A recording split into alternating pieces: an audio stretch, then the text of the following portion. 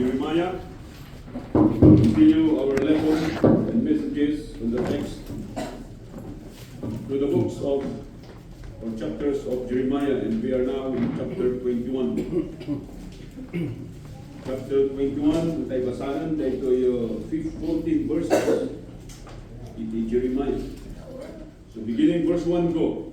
The word which came unto Jeremiah from the Lord when King Zedekiah sent unto Hilkiah and Zephaniah the son of Maaseiah the priest, saying, Inquire and pray ye of the Lord for us, Nebuchadnezzar king of make war against us.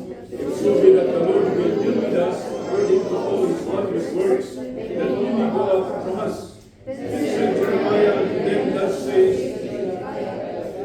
the Lord of Israel, behold, I will turn back the weapons of war that are in your hands, wherewith you fight against the kings of Babylon, and against the Chaldeans which besiege you without the walls. And I will assemble them into the midst of the city, and I myself will fight against you with outstretched arm, and with a strong hand, even in anger and in fury, and in great wrath.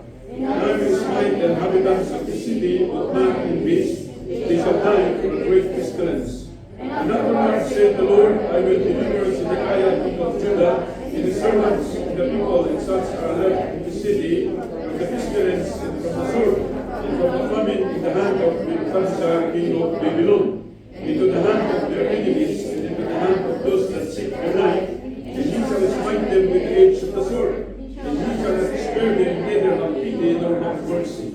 And unto this people thou shalt say, thus saith the Lord, behold, I send you the way of life and the way of death.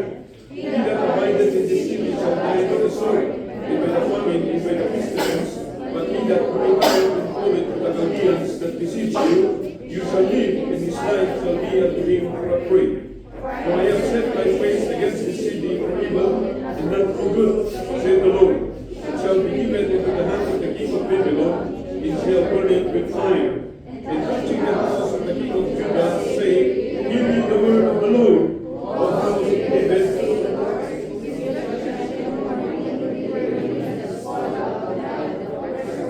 Lest my fury go out like fire and burn, that none can quench it, because of the evil of your doings.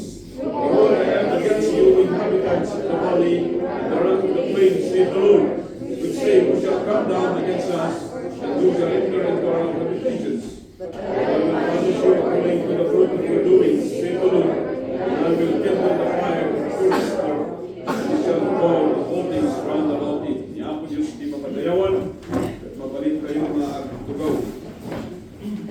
So, kaya po mag-introduce iti na ito yung mensahe, babaan iti panang remember tayo, ito panang lagit tayo, Ijay chapter 20. In chapter 20, gamin po na in verse 1, Now Pashur, the son of Immer, the priest who was also the chief governor in the house of the Lord, heard that Jeremiah prophesied these things. Unana in verse 2, Then Pashur smote Jeremiah the prophet and put him in stock that were in the high gates of Benjamin, which was by the house of the Lord. So, kaya kung antay i-analyze, when tayo pagadalan nga chapter 20, katada iti agnagan iti Pashur. Ngayon iti makinanak kinyanak ni Immer. In chapter 21, katadaman ng iti Pashur, ngayon iti makinanak kinyanak ni Melchiah. So saan nga may nga Pashur daytoy? Actually, in chapter 20, kat napasamak 20 years before, in comparison, in chapter 21, which happened 20 years ahead of chapter 20. So, gapo iti daytoy nga background, kaya po nga ipalagip kada kayo, nga iti ari during ijay chapter 20, awan sa bali, no saan nga ni Jehoiakim. Ni Jehoiakim, kat iso iti maikadua nga anak ni Joas. So, ay ni Josiah nakma. Ni Josiah nga daytoy iso actually iti last nga ari nga nang aramid iti nasayaat ika number 16 isuna. Okay, so ika number 16 is una, from jay linya iti Juda.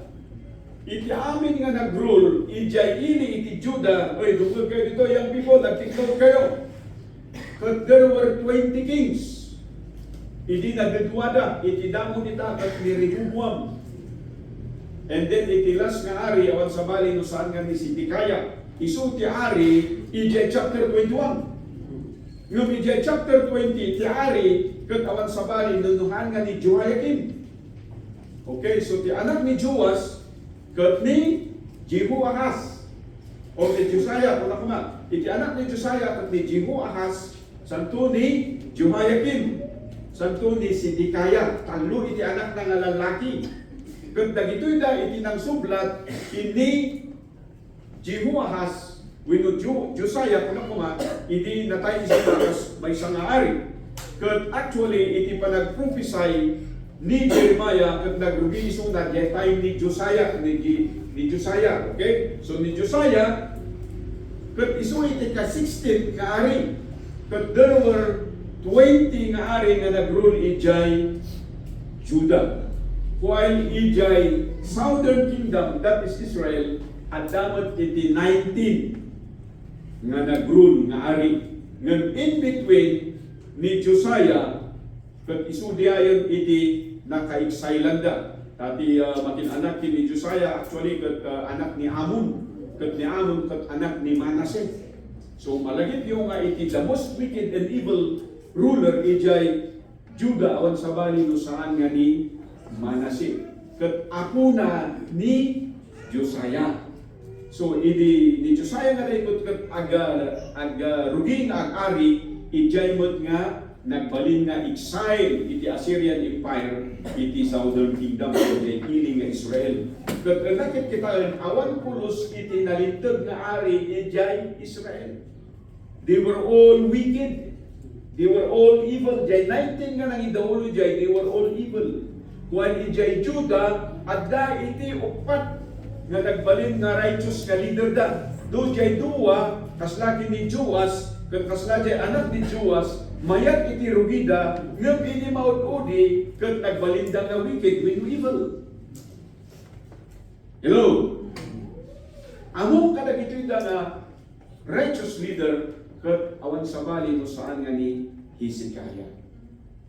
So ang mutayo no niya tinarami ni Hezekiah, isuna iti righteous leader na nagkararag kanya po Diyos takayat na nga abiyag pay, nukit di, kat inikan niya po Diyos isuna ti additional nga 15 years. Amen. You remember these stories nga nakaminsay-binsay in the book of 2 Kings and in the book of 2 Chronicles. So ni Hezekiah nga dito, igaputa, nagbiyak isuna, at dati na pa ng bisita kinyana nga may isang umili na taga-Kaldis. May isang Kaldian. At nagitid na kinyana ti offering. Iti kinalastog, wino ti kinapasikat ni Hezekiah at inpakita na nagito'y lang treasures. Iti iling Israel. I'm just recollecting to you so that you're going ma-picture yun anya iti klase, iti mensahe ngayon deliver ni Jeremiah kadagitoy da nga agipon iti ari. So kunat ditoy, we need to analyze and understand that chapter 20 ended during the reign of Jehoiakim, the son of Josiah, whose reign lasted for 11 years. While chapter 21 is 20 years ahead from the end of chapter 20, this is the time when Babylonian armies are in Judah and Jerusalem is about to be besieged. So iti daytoy nga chapter 21, adda dagitoy da nga soldados iti Babylon ket adda nga salsalikubkuben da iti ili nga Jerusalem. Haan nga daytoy iti damo nga imatakian iti Babylon. Because the first nga atake da was earlier. That was actually 17 years earlier. Ni Nebuchadnezzar ket inmay iti ari during that time was Jehoiakim ket sinubjugate na daytoy nga ili. Ditoy actually iti damo nga nakaalaan iti first nga exile, the group of Daniel. For all the beautiful and the brightest among the young people were preserved and taken captives by Nebuchadnezzar. You remember the story of Daniel? And then, 10 years later, ijamanan nga imay kay ikaduwa nga panag-atake iti Babylon. Kat tisin marunong nga na-excited jay awan sa bali no saan nga ni Ezekiel. Okay, are you following? So dahito yun jay ikatalo nga panag-atake iti Babylon kat dito'y dan nga sinibs iti Jerusalem. So gagayong kinkakabsat, kung nakada kayo, nga jay first, kan second, iti inalada, dagito'y tatatao, kan second, dagay treasures, together with Prophet Ezekiel. So dito'y kakabsat, kahit mga makita, iti talong nga puntos tayo, iti dito'y nga mensahe, I have only 3 points to share with you. The first is the messenger. The messenger. So tatlo makita tayo dito'y, ada iti talong nga grupo, iti messenger, na maususar dito'y na chapter. Tumuna dito jay grupo, iti priest. Awan sa bali, no saan nga ni, si Panaya, kini Pasyur. So kung nakada kayo nga jay damo nga Pasyur, iti chapter 20, isu iti nang ikarga kini Jeremiah, iti stacks, wooden stack, okay? Ingalot na isuna kan inkarga na isuna di antique. Isu nga aming kasurot makikita na ni Jeremiah nga nakagagalot for 24 hours nakababain diyan. Umunod ka diyan entrance to the city kat makikita ti diyan propeta ni Apo Dios nga mangibagbagay ti kinagpayso no itiladawan na nakababain. That is chapter 20. Tinangarami ni diyan ni Pasyur. Sinipat na pa ni Jeremiah. And then dito yung chapter 21, at dito iti may sama ng nga padi, nga itinaganap at Pasyur, ng anak isuna ni May kaya. Itinarabit na actually dito in the succeeding chapter, isu iti nag-ipisok kini Jeremiah, ijay, dunjun, winunjay, kuna tayo nga, sewage pit, septic tank. Amin nga rugit, ijay city of Jerusalem, agturong na ito, so kung kitaan tayo, fully organized. Yeah, it's well engineered. Nga itirugit dapat mapan iti maysa nga sewer line kat agpisok tayo iti maysa nga tangke kat ijay da nga ipisok ni Jeremiah. May sama na nga pati. May sa nga religious leader iti nangaramid dito eh. So dagitoy da nga messenger, they are not only priest but even kakabsat kunana dito eh, nga isu dapat imbaon iti maysa nga political leader which is none other than the King Zedekiah. Are you following? So makita nyo nga dagitoy na nga priest, they are actually political appointees. They are serving not to the kings of kings, not the Lord of lords, but the current leadership at hand. Nakalkaldaang gagayang kinakapsat, sa kaduan na papastor tata, they are doing that way. They are not serving the Lord anymore. They are serving whoever who is sitting in authority. Agbalbaliw iti mensahe, agbalbaliw iti fellowship, agbalbaliw iti stand, agbalbaliw iti kunatayo nga sursurutan kang prioridad. Dagitoy da nga papastors kang leaders tayo nakabasidan noon niya iti magunod da saan nga jay mapagserbiyan da iti kinapudno. So dito nga messenger kakabsat, it composed the priest and the prince. The prince is none other than Zedekiah. Pakunan na dito kitaan nyo. Inquire, I pray thee of the Lord, for us, for Nebuchadnezzar, king of Babylon, make it war against us, if so be that the Lord will deal with us according to all his wondrous work. So kitaan nyo dito yung ari, together with the priest, birbiru kunda iti kinasayaan nga mabalin nga itod niya. By the way, the title na dito na minsangi, Sweet Cheek Side.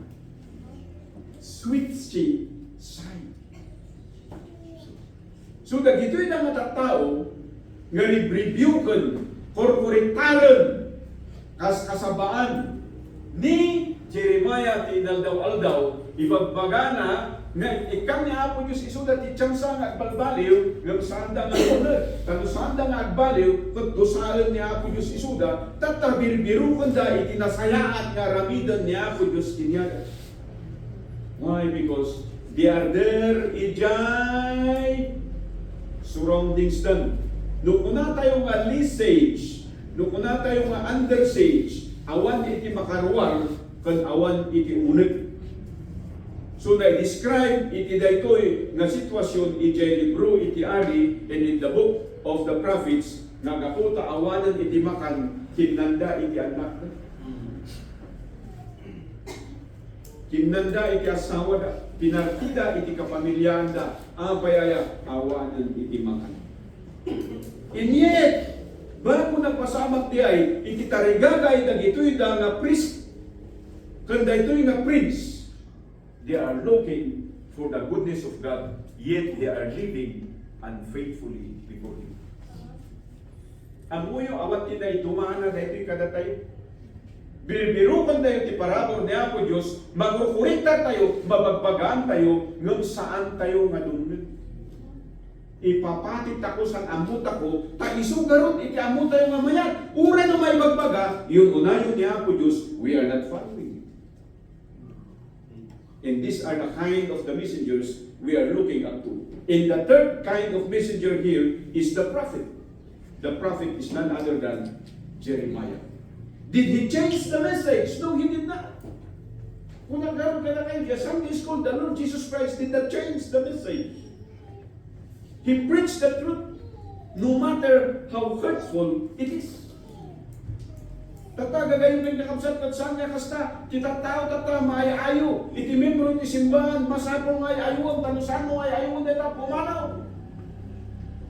No kasta ti attitude mo, na membro dito nga kapsat mo iti pamati, kaya kung may bagagin ka, haan ka na ito iti simbahan nga parating ka. Hello! Na dito no matter how hurtful it is, the truth must be preached. And we do not bend the truth, we do not twist the truth to suit your feelings, to comfort you, in order that you will keep on attending this church. Because I firmly believe it is the Lord that keeps people inside the church. It is not me. My duty as a pastor is to preach that truth. And that is the duty of the prophet during this time. His duty is just to proclaim the word of the Lord. Kaya nasabi dun sa verse 21, the word which came unto Jeremiah from the Lord. Ang salita ng Diyos. Ang salita na binigkas ni Jeremiah na galing sa Panginoon. Tingnan niyo ito. It's always from the Lord. Kaya nasabi ko, ang attitude mo hindi nagbabago, palagi ka pa rin self-centered na tao, egoistic na tao, may kayabangan na tao. Bakit? Hindi mo kasi binabasa at pinag-aaralan ng Bible eh. Kasi pag binasa natin at pinag-aaralan natin ito, malalaman mo na ang kalakasan mo ay galing sa Diyos.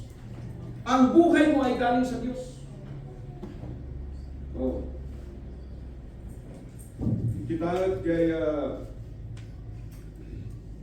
dahil nagautingan ni Ijaya mainit. Dahil may nakagautuhan. Ang nalagang pino sino ang pilito. Damdamal ay sino sa katinas ni. Nagkakandamot nga mo. Ay punpunpunod sa natiya. Nakakadaman ng tinatay. And very young, a lawyer. May siyang kapamilyan da government. So ano kita nyo, awan iti excuse kanyaman iti trahedya iti rabaw ti daga.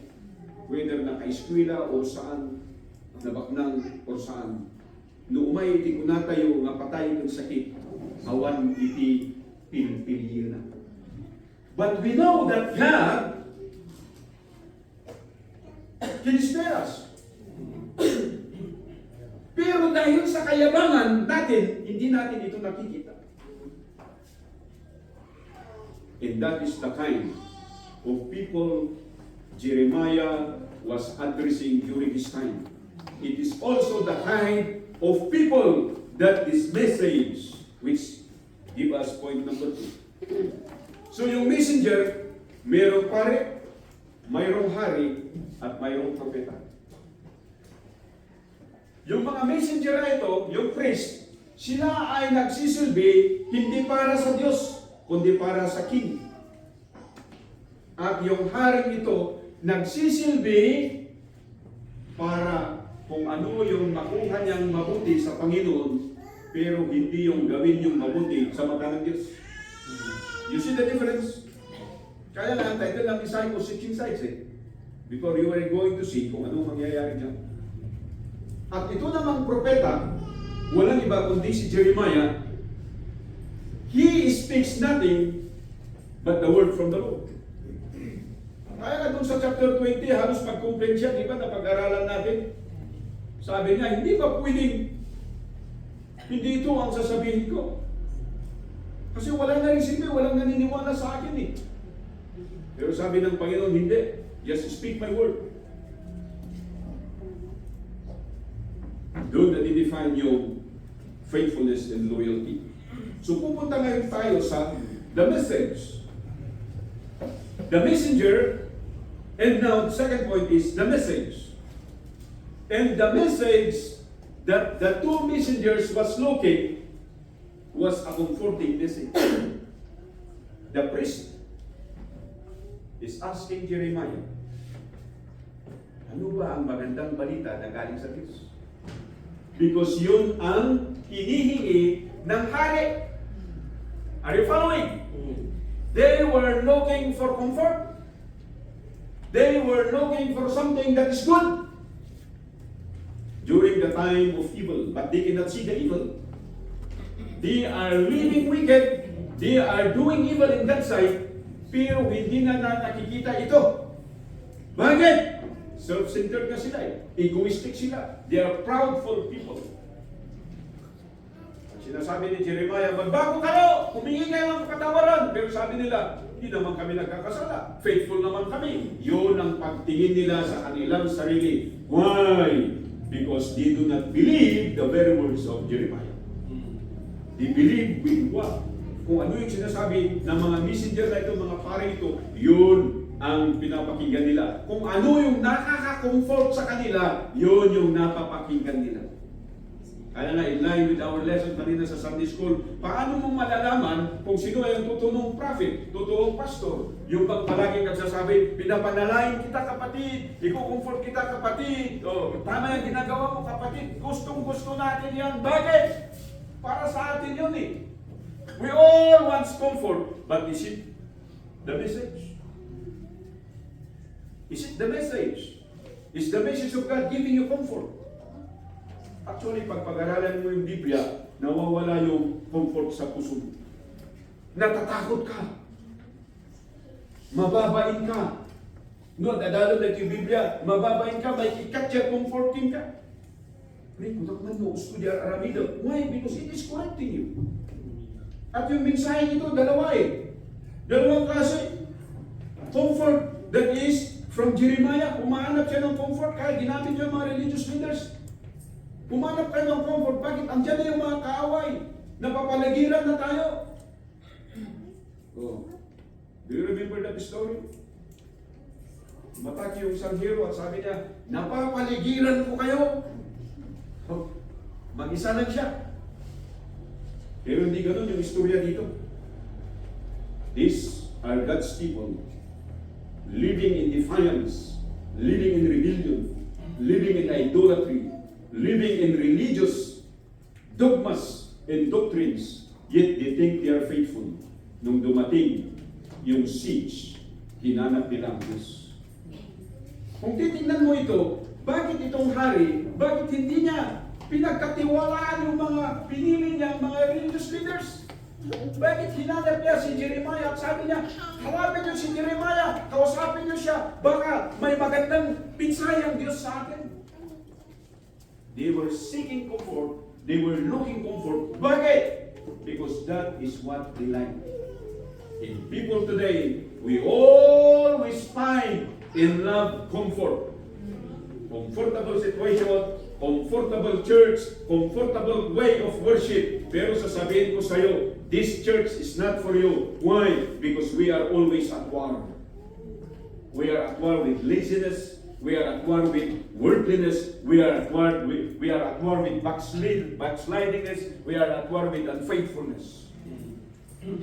That's why we have ministries to engage ourselves in. At pag membro ka dito at wala kang ministry, sasabihin ko sa iyo, this church is not for you. Why? Because this church is not comfortable. Yung pangalawang mensahe, ano ito? It is actually confrontational. The message is not about comfort, but it's about confront. At sabi ni Jeremiah, ito ang sabi ng Panginoon sa inyo. Kasi in verse 2, inquire, I pray thee of the Lord for us. Pero sabi doon sa verse 3, then said Jeremiah unto them, thus ye shall say to Zedekiah. Nakakatakot yung sinabi niya. Anong sabi ng Panginoon? Na sinabi niya kay Jeremiah na sabihin sa mga alipuris ni Zedekiah na ito. Anong sabi niya? Dito, kita nyo dito. Thus said the Lord God of Israel, behold, I will turn back the weapons of war that are in your hands. Magiging walang silbi ang mga armas at mga sandata ninyo. Where will you fight against the king of Babylon and against the Chaldeans, which besiege you without the walls? Pag sinabi natin without, sa labas. Amen. Hello, members. Kayo mga preachers, pag nababasa yun yung without, ibig sabihin yan, sa labas, within means inside. This is called English. Hindi yung without na wala, hindi. Meaning sa labas. At sabi rito, who besiege you without the walls, and I will assemble them into the midst of this city. Tingnan nyo kung anong nangyayari dito. Itong mga arming ito, pursigidi sila na talunin yung nasa loob ng city. At sabi ba ng Panginoon, I will assemble them unto you, into the midst of this city. Manggagaling sila sa labas, papasok sila sa loob, and they will assemble in the middle of the city. Dito mo makikita ngayon, kasi in verse 5, kung bakit ang title ng mensahe natin ay Switching Sides. And I myself will fight against you. No matter what you do. Oray, 24 hours ka nga angamat maturo. Trabaho ka. If you are living unfaithfully with God, God is living against you. There is no blessing. There is no peace. It's all problem. You cannot find comfort. Bakit? Katulad ng mga tao ito. God switch sides. Why? Because they switch sides beforehand. Hindi na Panginoon ang kanilang priority. Anong priority nila? Sarili nila. Ang priority ni Zedekiah, yung office niya. Anong priority ng mga pare? Yung position nila. By the way, itong grupo ng pare ito, they belong to the 5th division. There are 24 divisions in the priesthood office. Each was organized to serve the temple 1 week in every 6 months. At yung 24 divisions na ito, they run in circles para orderly at peacefully na lahat ng pare nagsisilbi doon sa templo. Meron silang ministry bawat isa. At itong grupong ito, they are the 5th division. Yung grupo ni Pastor at yung grupo ni si Panaya. Okay? They are the 5th group of priests that rotatedly serving under the directions of the king. So, sabi nila, ay, kailangan gawin natin kung ano sinasabi ni Apo Ari. Bakit? Kasi kung hindi natin gawin yan, mapapalitan tayo. Ganyan yung mga secretaries. ng ating gobyerno. They are at the mercy of the president. So makita natin dito kakabsat that the message, they were looking for comfort. Pero anong nangyari? They were confronted. At sabi ng confrontation, the Lord is actually against you. And there is no weapon that can bring against these enemies. No matter what we do, it is a warning for us. Ura natin, araminan kayo panagkaroon. Birbiro ko may panagasinso, but you are living, doing it in rebellion against God. Walang mangyayari. You will always be at a loss. Kasi sabi dito, I myself will fight against you with an outstretched arm. Pag minimension natin yung outstretched hand, lahat ng kabaulan at dagita. Awan iti reservation. And with a strong arm, sabi ba niya, even in anger and in fury, in great wrath. Anya iti kayat mo. Would you like to be in the side of God or you will be against God? Ay makinig tayo dito. Kasi ang mga tao ito, they are not unbelievers. They were actually people of God who turned their backs away from God. And they are no longer serving God, they are serving themselves. Kung ano nga maganda para sa kanila, yun ang kanilang priority. Second priority na lang yung pagsilbi sa Diyos. At kadalasan sa atin, ganyan ang ating buhay. Pagkatapos ng problema tayo, bakit walang pag-asenso? Bakit walang pag-angat sa buhay? Bakit ganito puros utang? Because it is our own doing. Anong sabi niya dito sa Bible? I will reward you according to your own doings. Kung anong pinaggagawa mo, yun din ang kapalaran mo. Kaya makinig kayo. Ano bang faithfulness ang pinagsasasabi mo dito? Yung faithfulness ba na kagustuhan ng Diyos o yung faithfulness na kagustuhan natin? Because the third point here is the mandate. The last point is the mandate. At sinabi dito sa verse, matindi rito. Verse 8. Ito yung mandate. Kasi sabi, prior to that in verse 7, and afterward said the Lord, I will deliver Zedekiah king of Judah and his servants and the people and such are left in the city from pestilence, from the sword and from the famine in the hand of Nebuchadnezzar. Hindi pa nangyayari ito, pero sinabi na ni Jeremiah, mabubuhay si Zedekiah at yung mga servant niya sa pestilence, sa famine, at sa espada na dala-dala ni Nebuchadnezzar. Mabubuhay sila hindi bilang gantimpala, kundi bilang kaparusahan. And lo and behold, nalaman natin kung anong nangyari kay Zedekiah. Anong sabi ng Bible? Lahat ng kanyang anak natangay bilang prisoner at sila isa-isang pinatay doon sa Babylon at nawitnisan yun ng mata ni Zedekiah before they removed his eyes. Because he did not believe the prophet of God. He did not believe the message of confrontation. He was looking for a message that is comfortable. Napakasakit yun. Yung ikaw na magulang, makikita mo yung kamatayan ng iyong anak. Napakasakit yun. And I remember my father, how he cried when I have seen his sons and daughters die before him. Kunan niya, mama, may ayun. Pero saan kumain na, mama, kasaan saan matita, bakit saan na daan anak?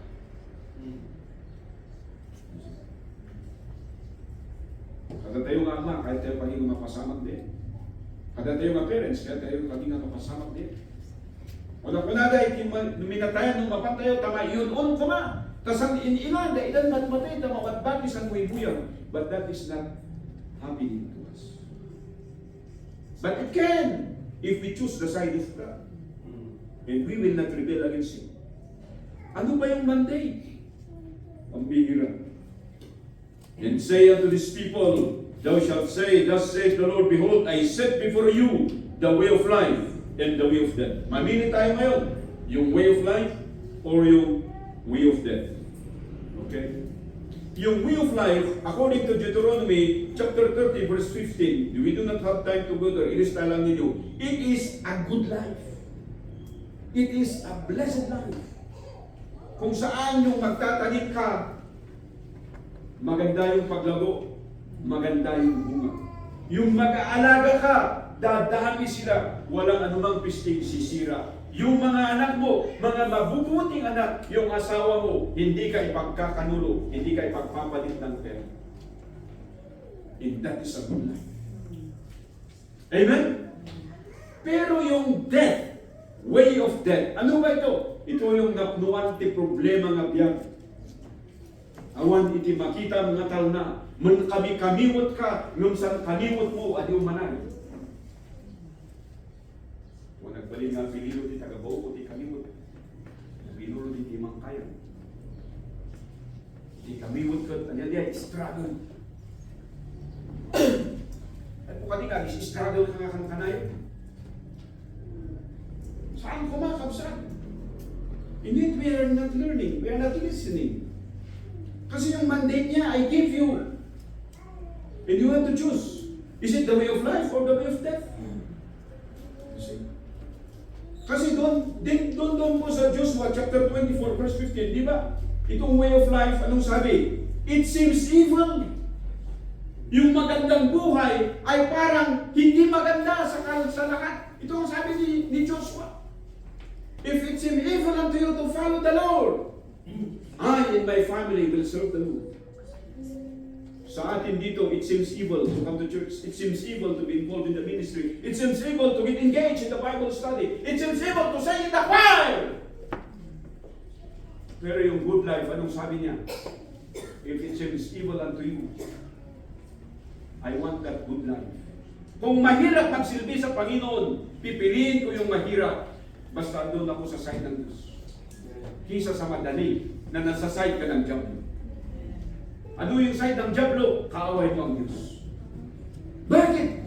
God switched side. Because these people turned their back against Him. The Monday, as we conclude this message, tingnan ninyo in 1 Kings chapter 18 verse 21. Bakit? Itong propetang ito, anong sabi niya? In challenge na dagito yung mga tao. Nung ni Apo Diyos at Apo Diyos, then follow Him. Nung ni Baal at Apo Diyos, then follow Baal.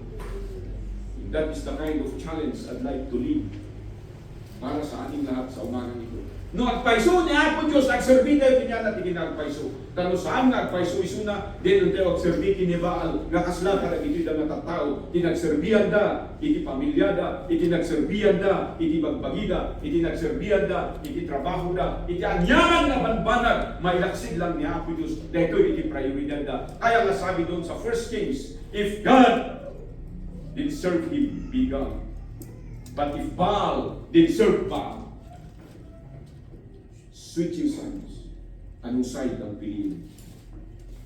Tumakdal tayo namin. And let's pray. Sabihin ko sa iyo, dalawa ang mangyayari sa umagang ito. God was actually asking Jeremiah that these people will repent before Him. Why? Because they are rebelling against God. At pag may repentance sa puso natin, ang pagkakabahay ito, God's Word is actually a refining fire. It will refine us to become a better person, to become a faithful individual, to become a productive Christian. Pero pag nagpapatuloy tayo sa rebellion, ano ang mangyayari? God's Word is a devouring fire. It will destroy us. It will annihilate us. All our labor will be in vain. Kaya magpili tayo tatangag sa kanya, di ba iba ka? Ako Diyos, agbabawiyak, iti kinasulton ko kang rebellious attitude. Igwani ay ako, pang-aasim, pagkabalong sa Lord. And the God's Word will become a refining fire. Amoy ka, aramidan, iti ako'y iti may isang ganito. Ikaduna jageda impurities. Sino ti saan nga makin kayat kada kayo dyan? Wenno kayat mo dyan impurities nga agdadaladkin ka. And then kisaon niya po Diyos is a devouring fire. It will consume you. And sooner or later you cannot take it. And you will leave. And you will go on with your life. Living a backsliding. Kakapsat yung gagayon. At pili kayo the way of life or the way of death. Paminsan kaya po Diyos, nakay kami duwa niya eksapa. Nananalangin at nagmamakawa na sana po ay makita namin ang aming buhay, ugali at pananampalataya. And we pray for you, Lord. Will you confront us? We do not look for control. Confront each and every one that they will choose the way of life. And we will not suffer the way of death. Ang asim ako Diyos,